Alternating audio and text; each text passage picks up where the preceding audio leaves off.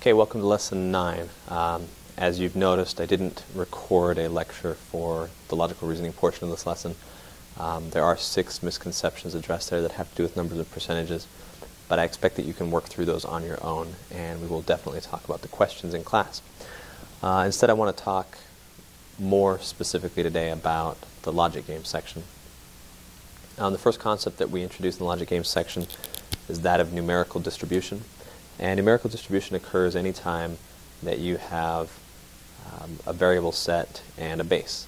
So the most common type of numerical distribution is called a balanced distribution, where there are the same number of variables as spaces, and we see this all the time. 7 comics in a comedy competition, 7 spaces. 6 records to put in an album, 6 spaces on the album. When you have a balanced distribution, then the concept of distribution basically becomes invisible. There's no need to pay attention to it. But in many cases on the test, there's an unbalanced distribution. Unbalanced distributions typically occur when you have the possibility of ties, when there are ties available. An example of a game that might have ties in it is distributing 6 offices into 4 floors. Clearly, to make all of the offices fit in this office building with 4 floors, you'll have to double up somewhere. And the game goes on to say that the maximum number of offices per floor is 2, 1 or 2 offices per floor. That means for the 4 floors that I'm looking at, I know that there must absolutely be a floor with 2 offices, a second floor with 2 offices, another floor with 1 office, and another floor with 1 office, giving me a total here of 4 floors. The number of numbers indicates the number of spaces, 4 floors, and then 6 offices, which is the sum of the numbers 2 plus 2 plus 1 plus 1. In this way, I can concisely record both the sum, representing the number of elements that I'm using, as well as the spaces, the positions available to them, 2, 2, 1, 1 distribution. This is an unbalanced distribution with 2 ties. A tie on one floor and then another tie on a different floor. The rules can indicate to you whether or not to make distinctions between specific floors or specific spaces. So for example, if I'm told that the 3rd floor can have at most 1 office, I would do a couple of different things. First, I would set aside the 3rd floor separately from the others and say, floor 3 gets 1 office, and then leave the other 3 floors in sort of an unfixed form.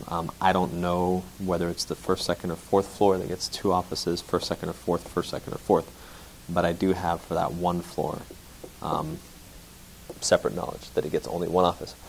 In addition, I would create a new diagram. This diagram shows 4 floors, and here, of course, there are as many as 8 spaces available. For the 3rd floor, I would simply block out one of the spaces, indicating that the 3rd floor can't possibly have more than 1 office. All right, so that's kind of the basic thing that I would do if I knew that any of the spaces differed from any of the others. I kind of prioritize that particular space, indicate what I know about it, and then leave the others untouched. And these could be in any order. This could be floor 1 or 2 or 4. The difference here, this is a fixed distribution, this is an unfixed distribution, and it is important to be able to distinguish the two, to tell when the test makers have given you information to distinguish positions from each other versus when all the positions are essentially interchangeable. All right, so that covers the idea, in essence, of balanced and unbalanced distributions, as well as fixed and unfixed distributions. These concepts can get, of course, considerably more complicated. And when we get to class, we'll start out with a drill just to evaluate them in the abstract, and then we'll practice a couple of games where numerical distribution is an important feature. Broadly speaking, this is something to do very early in the game, and to think about your numerical distribution right up front, because it can have an effect on how you diagram in general, as well as how your rules should be interpreted. The last thing that I want to talk about with numerical distribution is what happens when there are multiple distributions possible. So here we have balanced, here we have unbalanced, but in these cases we haven't distinguished different types of distributions within the same game. So we'll do that in just a moment. All right, so here's an example of what would be an unfixed distribution, or sorry, unbalanced distribution. This is also unfixed, and in this case there are several different ways that this could occur. I've got we'll say 8 cookies to give to 5 people. And the minimum requirement is that everyone gets a cookie. Right? No one's left out altogether. Because there are 3 more cookies than people, then there are several different ways that this distribution could occur in terms of how many cookies each of the 5 people actually get. But I know that for each possible space that I'm going to see, there's going to be a minimum of 1 per space. I also know that once I've done the bare minimum, I still have 3 extra cookies to worry about. So what we recommend is that you start with the minimum and then you make the most unbalanced, unfair and unbalanced distribution you can. Anti-Fox News, the difference of Fox News. So I have 3 extra cookies. I'm just going to give all 3 of the extras to one glutton. That glutton gets 4 cookies. Everybody else gets 1 cookie. Now, incrementally step down your distribution so that it becomes progressively more and more balanced, more and more Fox News-like. 4, 1, 1, 1, 1. These individuals are not distinguished from each other, so it doesn't matter where the 4 occurs. It could be the 1st, the 2nd, 3rd, 4th, or 5th. It also doesn't matter to whom I give one of the cookies that I take away from this person. As I sort of institute socialism here and I start redistributing wealth, it doesn't really matter who gets it. So I'm just going to take 1 cookie away and give it to the next person in line. And you see that I now have a new distribution of 3, 2, 1, 1, 1. A person who gets 3 cookies, a person who gets 2 cookies, and 3 individuals who each get 1 cookie. As I look for other opportunities to redistribute, because this is unfixed, that is, the order is not relevant, then there's no need to consider taking a cookie away from this person and giving it to someone else in the group. That would be the same distribution. In an unfixed sense, that would be the same distribution. So I'm not going to worry about that. Instead, I'm going to focus on this person who still has too many cookies and spread that out again, giving me my final distribution of a 2, 2, 2, 1 distribution. And given that all of these individuals are the same with respect to my rules, then there are only 3 distributions possible here. A distribution of a 4 cookie eater, along with 4 1 cookie eaters, a 3, 2, 1, 1, 1, and a 2, 2, 2, 1, 1. Being systematic in your approach and taking care of, first of all, the rules that are assigned, and then creating an unbalanced distribution and incrementally, stepwise, breaking it down further and further, allows you to capture all of the possibilities. There are no other changes to make here because any cookie I take away from any of these individuals will result in either the same distribution or give me back one of the other distributions I did before. So for this game, there are just those 3 unfixed distributions. Okay, and that's it so far for numerical distribution. We'll talk about it some more in class and also as we go through the specific games. The next concept that I'd like to address briefly is that of templates, creating templates for games. Okay, so some games lend themselves very well to the creation of templates, or possibilities, we sometimes call them.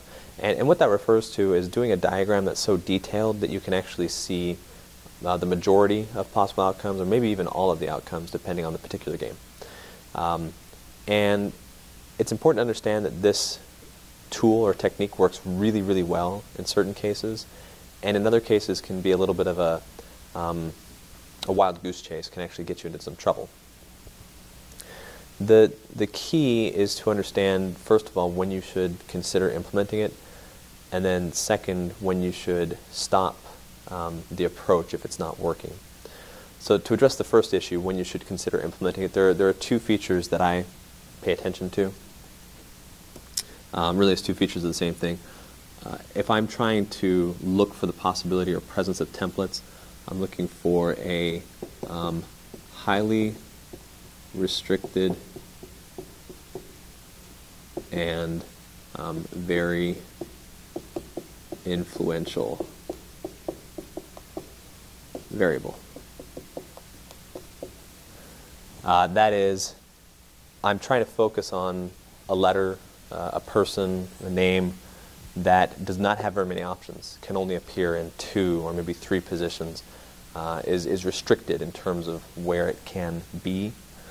And then also influential in that the knowledge that I gain from its location in any of its restricted positions, anywhere where it can appear, the knowledge I get from figuring out where that variable is allows me to determine where at least 2 other variables are, or gives me some valuable insight or restrictions on at least 2 other variables. If it's connected to just 1 other variable, that's not that important. It's not very influential. It might be restricted, but it's not very influential. The bar for this is basically 2 or more other variables that I gain information about from knowing the position of this important variable. This sort of nexus of being restricted and influential tells me that there is something to be gained from representing what happens in all of the possible positions. That is, consider x to be my influential variable. If I'm saying x is what matters, and x can be 2nd, 3rd, or 4th, then I would start to create templates where x is 2, x is 3, x is 4, separate diagrams, and then use the information from x2, x3, x4 to work out other variables. And as I said before, I want each one of those placements to give me at least 2 other variables at a minimum. That's what I'm looking for. There are other things that sometimes indicate that you would use templates. For example, occasionally the setup of a game dictates that you would use templates. One example where this sometimes happens is in a sequencing game. If you have a rule that says A is faster than B or faster than C, but not both. Kind of a pick-em idea. I'm going to make A faster than B or faster than C. If that happens, then you also will get templates, and those templates are dictated by whether or not A is faster than B or faster than C. If A is faster than B, but not faster than C, you get this sort of setup. And if A is faster than C, but not faster than B, you get this setup. And what you do in this case then is you create a diagram that does both paths. And again, this variable is restricted and influential, right? It's restricted to 1 of 2 outcomes, and it influences 2 others. So this pattern also fits the basic requirements for creating distributions and templates in general. There are some times where the setup and the indication of possible orders in the setup or in the scenario suggests that you should do templates, and you should actually write out several different possibilities. The drawback to this approach is that if you are looking for templates in a game that maybe has more outcomes than you expect, you may believe that you've captured every possible outcome up front before you get into the questions, and then not realize that some outcome which didn't fit your pattern actually proves an answer correct or incorrect. And if you believe that you've captured all the information and haven't, that can be pretty devastating to that game. There have been times when I've done games and thought that I would get templates out of it or get distributions out of it, and realize at some point that there were more decisions to make than I thought. The variable maybe wasn't as restricted as I believed it was, and there were still other paths. And typically I can realize that after maybe 3 paths. This is 2 different paths. Other games might have 3, 4, 5, 6. Typically by the 3rd path or so, I get a sense of how much work is left to do. And if I can tell that there's going to be several more paths, 4, 5, 6 additional paths, I'll just stop right there and say, well, even though I don't have templates here that will answer every question, I've at least looked at 3 possibilities for a variable. I've confirmed the rules. They're more internalized, better memorized now. And I can use these as examples. I just can't treat it as a full set of solutions. If you can recognize when your approach is going to occupy too much of your time and stop it early enough, then you can do templates anytime you want, because you won't ever sabotage your own game fully. You'll always have some value out of the process of creating these hypotheticals, even if it's a game where the ideal approach may not involve creating distributions and templates. So for the purposes of our discussion in class, we'll talk about each of the games and what you should be looking at to see that this is the kind of game where templates or distributions are useful. And I'll also try to extrapolate from that to cues that you should pay attention to in general. All right, with that, that is our logic games discussion for lesson 9. I will see you in class. Thanks a lot.